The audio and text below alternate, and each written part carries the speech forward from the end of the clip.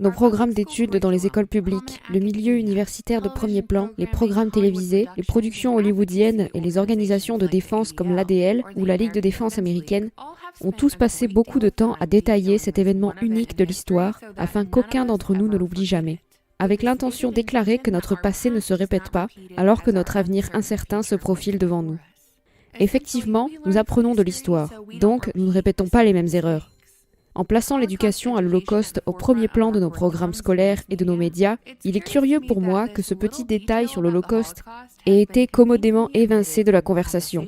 Aujourd'hui, nous allons parler d'un livre intitulé « Les 5 cheminées », se déroulant lors de la Seconde Guerre mondiale et écrit par une femme juive nommée Olga, une survivante d'Auschwitz. Son mari était le directeur d'un hôpital en Roumanie sous l'occupation allemande.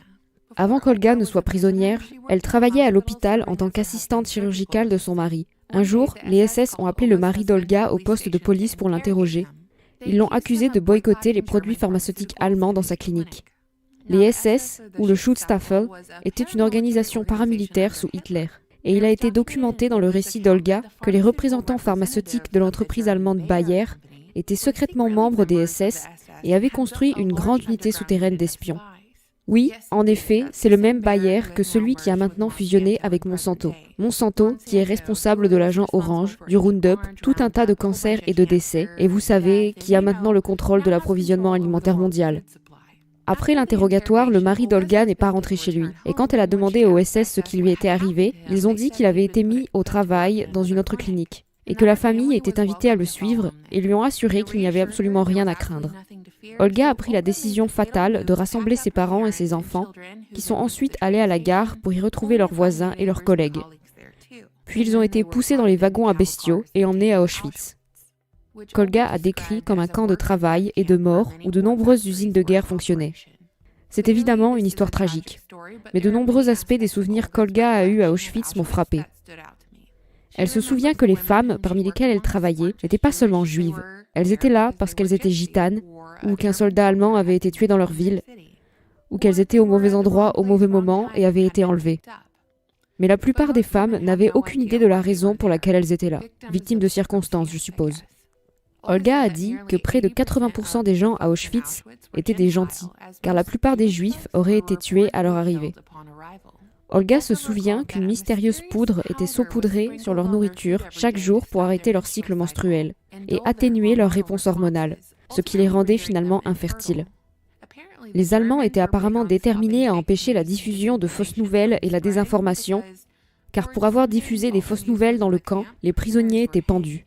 Mais finalement, grâce à son expérience antérieure à l'hôpital, Olga a commencé à travailler dans le service médical d'Auschwitz et a pu être témoin de première main de certaines pratiques atroces. Nous avons tous entendu parler des expériences menées sur les jumeaux par le tristement célèbre Dr Mengele, mais ce que je trouve le plus remarquable dans le récit d'Olga, c'est l'expérimentation pharmaceutique sur des cobayes humains à l'époque où elle était là-bas. L'entreprise allemande Bayer envoyait des médicaments en flacons sans étiquette afin de ne pas indiquer leur contenu. Une fois, Bayer a acheté 150 femmes à l'administration du camp et a expérimenté sur elles des médicaments inconnus, peut-être pour des tests hormonaux. Olga décrit une femme française nommée Georgette qui a été utilisée comme cobaye dans des expériences de stérilisation. Et quand Olga l'a vue plus tard à l'hôpital, Georgette n'était plus une femme. Donc ces expériences visaient à faire hommes des femmes et femmes des hommes. Olga a été témoin de nombreux décès par injection, avec un flacon injecté directement dans le cœur. Apparemment, ils étaient friands de cette méthode à Auschwitz. En outre, Olga dit que des vaccins étaient envoyés au camp. Je cite, « Ces deux-là avaient été des cobayes et améliorés. Ces victimes ont été choisies parmi les prisonniers politiques français, en particulier les membres de la résistance française dont les Allemands voulaient se débarrasser. » Fin de citation. En d'autres termes, ils ont été testés des vaccins sur ceux qui leur étaient politiquement opposés. Olga a relayé qu'elle avait entendu dire que la raison de toutes ces expérimentations était, je cite, qu'il y avait une raison géopolitique à ces expériences. Si elle pouvait stériliser tous les non-allemands encore en vie après leur guerre victorieuse, il n'y aurait pas de danger de nouvelles générations de peuples inférieurs. En même temps, les populations vivantes pourraient servir d'ouvriers pendant environ 30 ans. Après cette période, la population allemande excédentaire aurait besoin de tout l'espace dans ces pays et les inférieurs périraient sans descendants. Fin de citation. Pour conclure, nous avons des anecdotes de vaccins utilisés sur des populations de cobayes, morts par injection, Nous avons des produits pharmaceutiques saupoudrés dans l'alimentation pour contrôler les hormones sexuelles afin qu'une population ne puisse pas se reproduire. Nous avons une inversion de genre par injection hormonale, combinée avec une alimentation et une eau contaminée. Et pour couronner le tout, nous avons les fausses nouvelles punissables de mort. Tout cela commence-t-il à sembler familier ? Alors que la même entreprise à laquelle ce livre fait référence à de nombreuses reprises avait des agents travaillant comme espions et des agents de la police secrète à l'époque. Il est spécifiquement dit que Bayer a envoyé des flacons non étiquetés pour la mort par injection dans les camps. Bayer, à cette époque, faisait partie d'un cartel chimique géant connu sous le nom d'IG Farben. IG Farben était le deuxième plus grand actionnaire de Rockefeller Standard Oil et le plus grand donateur de la campagne d'Adolf Hitler, bien que de nombreux scientifiques éminents et figures de proue de IG Farben étaient juifs. Bayer a utilisé Auschwitz comme terrain d'essai pour la modification génétique, les expériences chimiques, pharmaceutiques et les essais de vaccins sur des prisonniers.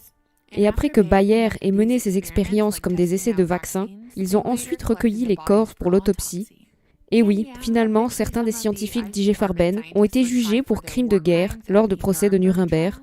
Et après avoir condamné d'éminents scientifiques à des emprisonnements incroyablement courts, bon nombre de ces scientifiques allemands ont été transférés d'Allemagne aux États-Unis dans le cadre de ce que nous appelons aujourd'hui l'opération Paperclip, ce qui leur a donné une nouvelle identité et les a installés à des postes de pouvoir au sein du gouvernement des États-Unis, à la tête de la NASA, de la CIA et des programmes de guerre biologique.